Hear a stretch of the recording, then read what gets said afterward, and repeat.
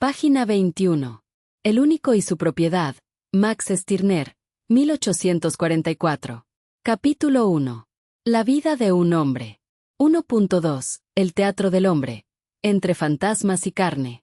El nuevo punto de vista en que se coloca es el celestial, y visto desde esa altura, todo lo terrestre retrocede, se empequeñece y se borra en una lejana bruma de desprecio.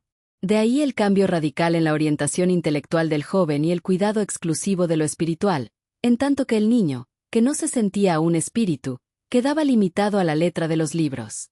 El joven ya no se adhiere a las cosas, sino que procura aprender los pensamientos que esas cosas encubren. Así, por ejemplo, cesa de acumular confusamente en su cabeza los hechos y las fechas de la historia, para esforzarse en penetrar en su espíritu. El niño, por el contrario, aunque comprenda bien el encadenamiento de los hechos, es incapaz de sacar de ellos ideas, espíritu, y amontona los conocimientos que adquiere sin seguir un plan a priori, sin sujetarse a un método teórico, en resumen, sin buscar ideas. En la niñez tenía que superar las leyes del mundo. Ahora, ante cualquier cosa que se proponga, choca con una objeción del espíritu. Esto no es razonable, no es cristiano, no es patriótico, nos grita la conciencia, y nos abstenemos. No tememos al poder vengador de las Euménides, ni a la cólera de Poseidón, ni a Dios que ve las cosas ocultas, ni al castigo paterno, tememos a la conciencia. Somos, desde entonces, los servidores de nuestros pensamientos.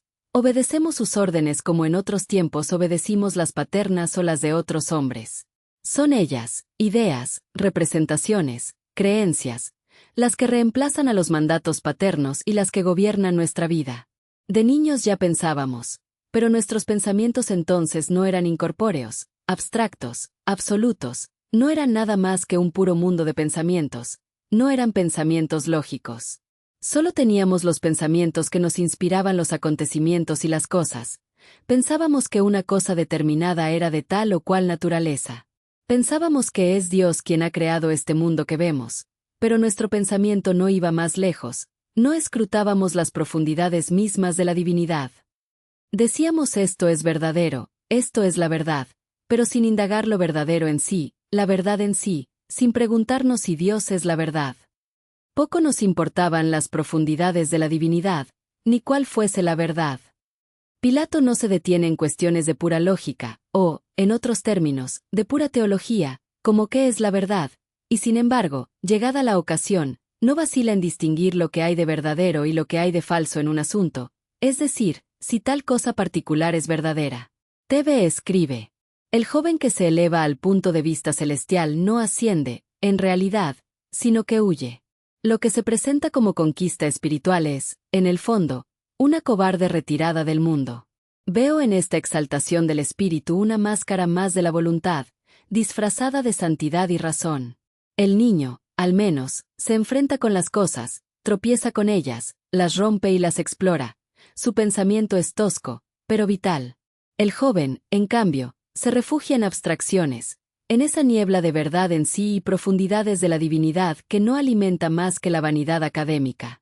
La conciencia, ese nuevo tirano, sustituye al látigo paterno con un látigo invisible, más cruel porque se cree sublime. No es razonable, no es cristiano, no es patriótico. He aquí la letanía que convierte al joven en esclavo de ideas incorpóreas. Cambia de amo, pero no deja de ser siervo. El niño obedecía al padre, el joven obedece a la conciencia, a la moral, a la patria, a Dios. ¿Dónde está la libertad? En ninguna parte. Tú, simple empleado, obedeces a un miserable gerente lacayo de un corporativo a quien no le interesa su bienestar. El resultado es grotesco. Una vida gobernada por espectros lógicos, por ficciones teológicas, por abstracciones que se inflan como globos y estallan en vacío. El joven cree haber superado la autoridad, pero solo ha cambiado de verdugo. La ironía es que, en su ansia de espiritualidad, se convierte en el más dócil de los esclavos, servidor de pensamientos que no son suyos, sino meras sombras de la voluntad universal. El autor escribe: todo pensamiento inseparable de un objeto no es todavía más que un pensamiento absoluto. No hay para el joven mayor placer que descubrir y apropiarse del pensamiento puro, la verdad, la libertad, la humanidad, el hombre, etc. Esos astros brillantes que alumbran el mundo de las ideas, iluminan y exaltan las almas juveniles. Pero una vez reconocido el espíritu como esencial, aparece una diferencia. El espíritu puede ser rico o pobre, y nos esforzamos, entonces, en hacernos ricos de espíritu. El espíritu quiere extenderse, fundar su reino que no es de este mundo, sino de mucho más allá. Así aspira a resumir en sí todo espiritualismo. A un espíritu como soy, no soy espíritu perfecto y debo empezar por buscar ese espíritu perfecto. TV escribe. Ese párrafo es un ejemplo perfecto de cómo la mente fabrica espejismos y luego se arrodilla ante ellos. ¿Qué demonios es eso de pensamiento absoluto? Pura palabrería hueca. No existe tal cosa como un pensamiento puro separado de la vida. Todo pensamiento es un eco muerto, un residuo del golpe unitario energético en el cuerpo. El joven que se embriaga con la verdad, la libertad, la humanidad no descubre nada, solo se intoxica con palabras que no significan nada fuera de la imaginación. Son astros falsos, luces de neón en un mercado de ilusiones. La idea de hacerse rico de espíritu es otro fraude. ¿Qué espíritu? ¿Dónde está? Nadie ha visto ese reino más allá del mundo, salvo en los delirios de los filósofos y los predicadores. Es un espejismo que mantiene al joven ocupado, buscando perfección en un terreno que no existe. Es basura espiritual, un invento para mantener la maquinaria del pensamiento girando, para que nunca se confronte la simple realidad de que no hay nada que perfeccionar. El joven que persigue el espíritu perfecto es como un perro que corre tras su propia cola, agotado, mareado, convencido de que progresa, cuando en realidad no se mueve de sitio. Todo ese discurso sobre el reino espiritual es una fuga, una distracción, un engaño que perpetúa la esclavitud. No hay espíritu, no hay perfección, no hay reino más allá, solo el cuerpo, solo la vida tal cual es, brutal, inmediata, sin adornos. Solo el cuerpo es receptor del disparo, de la flecha, del misil lanzado desde 2000 millas de distancia. El resto es humo. El autor escribe: yo, que hace no mucho me había reconocido en el espíritu, me pierdo de nuevo, penetrado por mi inanidad, me humillo ante el espíritu perfecto, reconociendo que no está en mí, sino más allá de mí. Todo depende del espíritu. ¿Pero todo espíritu es correcto? El espíritu bueno y verdadero es el ideal de espíritu, el Espíritu Santo. No es ni el mío ni el tuyo, es un espíritu ideal, superior, es Dios. Dios es el espíritu. ¿Y cuánto más vuestro Padre Celestial dará el Espíritu Santo a los que se lo pidan? El hombre ya maduro difiere del joven en que toma el mundo como es, sin ver por todas partes males que corregir, entuertos que enderezar, y sin pretender moldearlo a su ideal. En él se fortifica la opinión de que uno debe obrar en el mundo, según su interés y no según su ideal. En tanto que uno no ve en sí más que el espíritu y pone todo su mérito en ser espíritu, no cuesta nada arriesgar la vida, lo corporal, por una insignificancia de amor propio, y como no tiene uno más que pensamientos, ideas que espera ver realizadas algún día, cuando haya encontrado su camino, hallado una salida a su actividad, esos pensamientos, esas ideas permanecen provisionalmente incumplidas, irrealizadas, no se tiene más que un ideal. TV escribe. Ese párrafo es un monumento a la autohipnosis, a la autoayuda y sus ilusiones. La voz que ahí habla cree haber descubierto un tesoro en el espíritu perfecto, pero lo único que ha encontrado es un espejismo que lo devora. Reconocerse en el espíritu y luego humillarse ante un más allá es la misma trampa de siempre. Fabricar un ideal inalcanzable para justificar la propia inanidad. Es un juego circular. Primero se proclama que todo depende del espíritu, luego se duda de si ese espíritu es correcto, y finalmente se inventa un Espíritu Santo que, por supuesto, nunca está en uno mismo, sino en un cielo imaginario. El resultado es patético. El individuo se convierte en mendigo de lo invisible, suplicando a un Padre Celestial que le regale lo que ya cree no tener. Esa búsqueda de perfección espiritual es un fraude, un mecanismo para mantener la mente ocupada en proyectos que jamás se cumplen. Se habla de ideales, de libertad, de humanidad, pero todo queda suspendido en el aire, sin tocar la tierra. La ironía es que, mientras tanto, la vida real se desperdicia. El cuerpo, lo inmediato, lo tangible, se sacrifica por una insignificancia de amor propio disfrazada de nobleza. Se arriesga la vida por ideas que nunca se realizan, por promesas que nunca se cumplen. Lo que queda es un joven esclavo de sus fantasías, un ser que confunde humo con sustancia y que llama espíritu a la nada. El autor escribe: pero desde que se ama el pellejo, lo que sucede ordinariamente en la edad madura, y se experimenta placer en ser tal como uno es, convivir su vida, cesa de perseguir el ideal para apegarse a un interés personal, egoísta, es decir, a un interés no solo del espíritu, sino a la satisfacción de todo el individuo, y el interés viene a ser, desde entonces, verdaderamente interesado.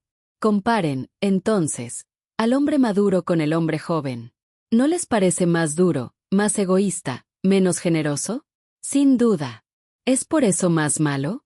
No, lo que pasa es que se ha hecho más positivo, más práctico. El punto principal es que hace de sí el centro de todo, cosa que no hace el joven, distraído por un montón de cosas que no son él, Dios, la patria y otros pretextos de entusiasmo. El hombre se descubre así por segunda vez. El joven había advertido su espiritualidad y se había extraviado después en la investigación del espíritu universal y perfecto, del Espíritu Santo, del hombre, de la humanidad, en una palabra, de todos los ideales. El hombre se recobra y vuelve a encontrar su espíritu encarnado en él, hecho carne. TV escribe: amar el pellejo no es ninguna revelación, es simplemente resignarse a lo único que existe, el cuerpo. ¿Puedes asegurar que hay algo más en ti? Solo hay cuerpo y todo lo demás, espíritu, ideales, humanidad, Dios, son ficciones cómicas que se inventan para escapar de esa evidencia brutal. El joven se pierde en abstracciones, el adulto se consuela con la carne, y ambos creen haber descubierto algo. Pero no hay descubrimiento, solo hay cuerpo, y todo lo demás es humo. La crítica a la supuesta dureza del hombre maduro es ridícula. ¿Más egoísta? ¿Más práctico? Claro, porque ya no se engaña con patrias, dioses ni entusiasmos baratos.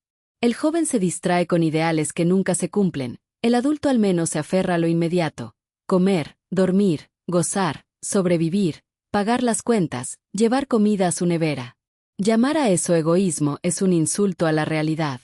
El hombre no se recobra ni se descubre por segunda vez, simplemente deja de fantasear y se rinde a lo que siempre estuvo ahí, la carne, el pellejo, la maquinaria biológica que nunca pidió permiso para existir. No hay espíritu encarnado, no hay reino más allá, no hay perfección que alcanzar. Solo hay cuerpo, y todo lo demás son cuentos para mantener ocupada la mente. El joven es esclavo de ideales, el adulto es esclavo de su fisiología.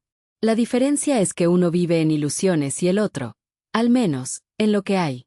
El autor escribe: un niño no desea ni ideas ni pensamientos. Un joven no persigue más que intereses espirituales. Los intereses del hombre, en cambio, son materiales, personales y egoístas. Cuando el niño no tiene ningún objeto en que ocuparse, se aburre, porque no sabe todavía ocuparse de sí mismo.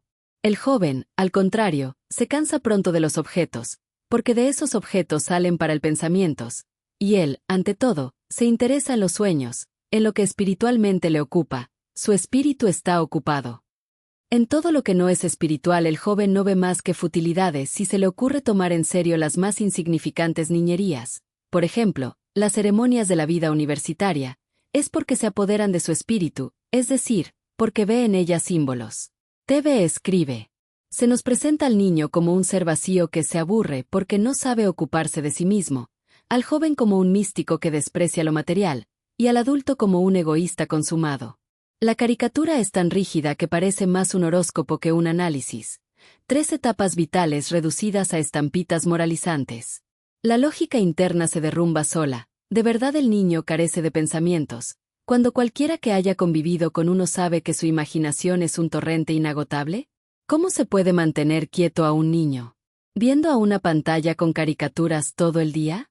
Y, el joven, supuestamente incapaz de valorar lo concreto, no se obsesiona con objetos, rituales y símbolos precisamente porque busca pertenencia y poder. El texto, en su afán de pontificar, convierte la experiencia humana en una línea recta de simplificaciones. Primero vacío, luego espiritualidad, finalmente egoísmo. Lo mordaz aquí es que el autor parece más interesado en proyectar su propia nostalgia y desencanto que en describir la realidad. El niño es reducido a un muñeco aburrido, un mono tonto, el joven a un soñador ingenuo, el adulto a un avaro cargando un costal de estupideces acumuladas. Es un teatro de sombras donde la vida se convierte en caricatura pedagógica. En lugar de iluminar la complejidad de las edades, el párrafo las aplana con la misma torpeza con que un mal dramaturgo escribe personajes unidimensionales. En suma, más que un análisis de la evolución humana, es un sermón disfrazado de psicología, que revela menos sobre niños, jóvenes y adultos que sobre la obsesión del autor por encasillar la vida en símbolos fáciles. El autor escribe: yo me he colocado detrás de las cosas, y he descubierto mi espíritu. Igualmente más tarde me encuentro detrás de los pensamientos, y me siento su creador y su poseedor. A la edad de las visiones, mis pensamientos proyectaban sombras sobre mi cerebro, como el árbol sobre el suelo que lo nutre, se cernían a mi alrededor en sueños febriles, y me estremecían con su espantoso poder.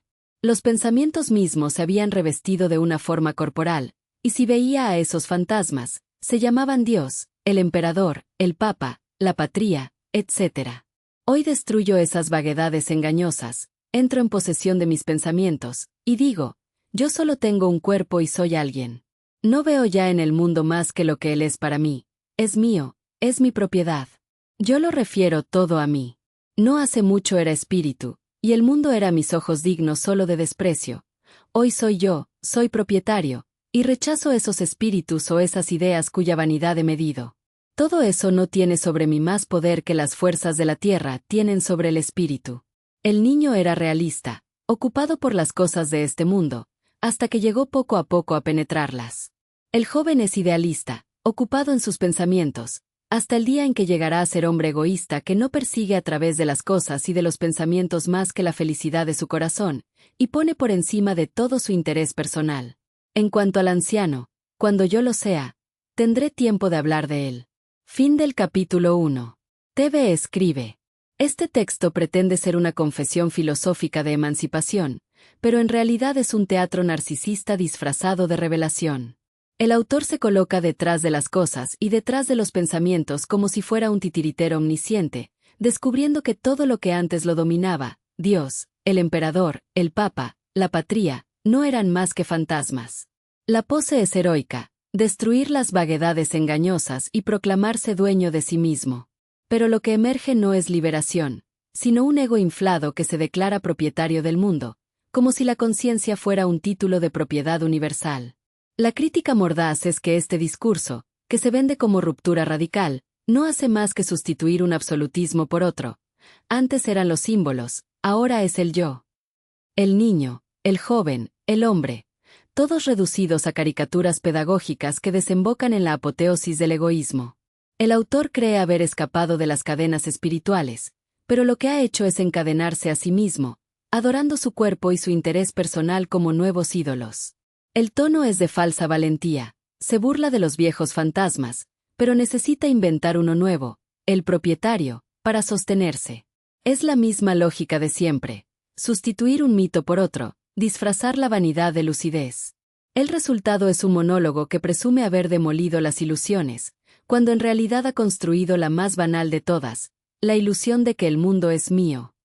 En suma, este texto no es una emancipación, es un autoelogio con pretensiones filosóficas, un sermón narcisista que cambia de amo pero nunca abandona la servidumbre. Página 24.